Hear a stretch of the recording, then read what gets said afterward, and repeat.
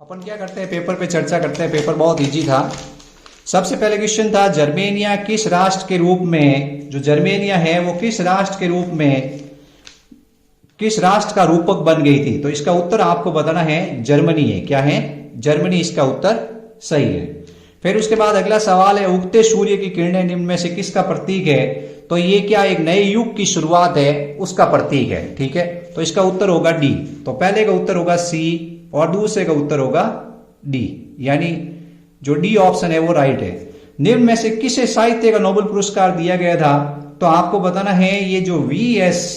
नायपाल है, इसको क्या है साहित्य का नोबेल पुरस्कार दिया था। इसका उत्तर होगा बी। क्या होगा? बी इसका उत्तर होगा, वी.एस. नायपाल। फिर उसके बाद नेक्स्ट क्वेश्चन है, झूम खेती। जो झूम खेती है वो क्या है, एक तरह की स्थानांतरित खेती होती है। इसका उत्तर होगा अपने ए। फिर है, सरदार सरोवर बांध किस नदी पर बनाया गया था। तो सरदार सरोवर बांध सबको पता है, ये किस नदी पर बनाया गया था, नर्मदा नदी पर। फिर अगला सवाल है, रबी की फसलों का युग्म कौन सा है। ये गेहूं और जौ है, ये रबी की फसलें हैं। बेल्जियम की राजधानी का नाम क्या है। तो बेल्जियम की राजधानी का नाम आपको बताना है ब्रुसेल्स। क्या है? ब्रुसेल्स है। निम्न में से कौन सा विषय, जो निम्न में से कौन सा विषय है वो संविधान में शक्ति वितरण की किसी सूची में नहीं है। तो शक्ति वितरण की किसी सूची में नहीं है, तो आपको बताना ये कंप्यूटर सॉफ्टवेयर एक विषय है, इसको किसी में सम्मिलित नहीं किया गया। तो इसका उत्तर होगा कंप्यूटर सॉफ्टवेयर। फिर उसके बाद है, वामसेप संगठन का संबंध किससे है। तो वामसेप संगठन है वो मजदूरों से संबंधित है। किससे है? मजदूरों से। सॉरी, इसका आपको बताना है, मजदूर नहीं बताना। 90 का उत्तर है सरकारी कर्मचारियों से। किससे है? सरकारी कर्मचारी है, ये उत्तर सही होगा, आपके सी उत्तर होगा। मानव विकास रिपोर्ट को जारी करने वाली संस्था का नाम क्या है। तो मानव विकास को, ये जो संयुक्त राष्ट्र विकास कार्यक्रम है, ये क्या करता है, मानव विकास की रिपोर्ट को प्रस्तुत करता है।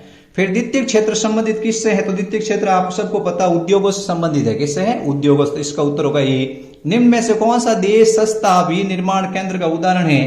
तो इसका होगा चीन। चीन के अंदर क्या है, सस्ता विनिर्माण कार्य हो रहा है ज्यादा से ज्यादा।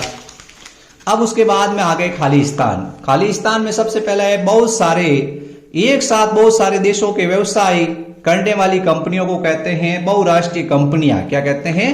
बहुराष्ट्रीय कंपनियां। तो इसका उत्तर होगा बहुराष्ट्रीय कंपनियां। क्या होगा? बहुराष्ट्रीय कंपनियां। फिर जीवमंडल से प्राप्त संसाधन जिनमें जीवन व्याप्त होता है, उसको कहते हैं जैविक संसाधन या जैव संसाधन। या तो आप जैविक लिख सकते हो या आप जैव संसाधन लिख सकते। इसका उत्तर होगा जैव संसाधन। फिर उसके बाद, व्यक्तियों के बीच धार्मिक आस्था के आधार पर भेदभाव नहीं करने वाला व्यक्ति धर्मनिरपेक्ष कहलाता है। क्या कहलाता है? धर्मनिरपेक्ष। इसका उत्तर होगा धर्मनिरपेक्ष। धर्मनिरपेक्ष। किसी देश की आय का स्रोत उस देश के सभी नागरिकों की आय है। सभी नागरिकों की आय है। तृतीय क्षेत्र में आप सबको पता है सेवा को सम्मिलित किया गया है।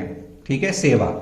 फिर आगे अगली खाली जगह आ गई है कि तीव्र उन्नति वैश्वीकरण की प्रक्रिया को उत्प्रेरित करती है। तो इसका उत्तर होगा आपके, अपन इसमें तकनीक भी लिख सकते हैं, टेक्नोलॉजी, या अपन इसमें प्रौद्योगिकी, ये भी अपन लिख सकते हैं। ठीक है, दोनों राइट है। फिर अपन खाली जगह के बाद आते हैं अति लघुरात्मक प्रश्न, यानी जो एक एक नंबर के प्रश्न हैं उन पे चर्चा करते हैं, जिनका आपको उत्तर एक शब्द या एक पंक्ति के अंदर देना है। बच्चों, अब कितने सही हुए आपके कमेंट बॉक्स में टिप्पणी करना, और उसके बाद नंबर जोड़ के बताना कि मेरे कितने नंबर आ रहे हैं। चैनल को आप सब्सक्राइब कर दें, ताकि क्या है, आपको नेक्स्ट जैसे ही प्रश्न हो, संस्कृत का पेपर हो, आपको सॉल्यूशन मिल जाए। मैरियन की प्रतिमाएं सार्वजनिक चौकों पर क्यों लगाई गई। आपको इसको बताना है, ये मैरियन क्या थी, एक स्वतंत्रता की देवी थी। किसकी थी? स्वतंत्रता की देवी की रूप में प्रतीक थी। तो इसका उत्तर होगा स्वतंत्रता की देवी की प्रतीक थी, या राष्ट्रीयता है उसकी भावना को जागृत करने के लिए। किस बीमारी से 1890 के दशक में 90% मवेशियों की मौत हुई थी, यानी मौत की नींद में सुला दिया था। तो इसका नाम बताना, रीडर पेस्ट बीमारी। क्या है? रीडर पेस्ट बीमारी। रीडर पेस्ट बीमारी। ब्रेटन वुड्स सम्मेलन किस देश में आयोजित किया गया था। इसका उत्तर होगा स्विट्जरलैंड। ठीक है, स्विट्जरलैंड के अंदर। फिर वनों से प्राप्त होने वाली दो वस्तुएं, आप बहुत सारी वस्तुएं आपको वनों से प्राप्त होती हैं, जैसे लकड़ी आपको वनों से प्राप्त होती हैं, गोंद आपको वनों से प्राप्त होता है, औषधियां आपको वनों से प्राप्त होता है। इसका उत्तर होगा स्विट्जरलैंड। ठीक है। फिर उसके बाद नेक्स्ट क्वेश्चन है, टांका क्या है? टांके का मतलब होता है जल संग्रह के लिए आप एक खड्डा खोदते हो, जल संग्रह करने हेतु आप एक गड्ढा खोदते हो, उसको क्या कहते हैं? टांके के नाम से जानते हैं। यानी आपने टांका, सबने आपके घर में भी होगा, उसके अंदर वो कैसे है? तो जल संग्रह के लिए एक टांका बनाया जाता है, जब कभी पानी नहीं आता तो आप उसका उपयोग कर लेते हो। फिर है, भारत में उगाई जाने वाले दो मुख्य रेशेदार फसलों के नाम बताइए। भारत में क्या क्या रेशेदार है? तो एक तो कपास है, दूसरा जुट है, तीसरा पटसन है। ये तीनों आप बता सकते हो कि भारत में उगाई जाने वाली मुख्य रेशेदार फसलें हैं। श्रीलंका स्वतंत्र राष्ट्र कब बना? तो आपको बताना है 4 फरवरी 1948 को, 4 फरवरी 1948 को बना था। भारतीय संविधान में हिंदी के अलावा कितनी भाषा अनुसूचित दर्जा है? तो 21 है। क्या है? 21 भाषा है। किसी आंदोलन को राजनीतिक दल के रूप में बदलने का कोई एक उदाहरण है तो अपन कह सकते हैं कांग्रेस। क्या है? कांग्रेस है। ये एक्चुअल में क्या है कि इसने स्वतंत्र आंदोलन किया था, उसके बाद ये राजनीतिक दल बन गया था कांग्रेस, इसने स्वतंत्रता में भाग लिया था। फिर उसके बाद धारणीय विकास का क्या है? तो धारणीय विकास की एक परिभाषा है कि आने वाली पीढ़ियों के लिए संसाधनों की उपलब्धता सुनिश्चित करते हुए भौतिक संसाधनों का उपयोग करना। यानी जो आने वाली पीढ़ी है, धारणीय विकास मतलब आपके मन में ये होता है कि भाई आने वाली पीढ़ी है उसको संसाधन उपलब्ध हो सके, मैं ऐसे सुनिश्चित भौतिक संसाधन उपलब्ध करा दूं।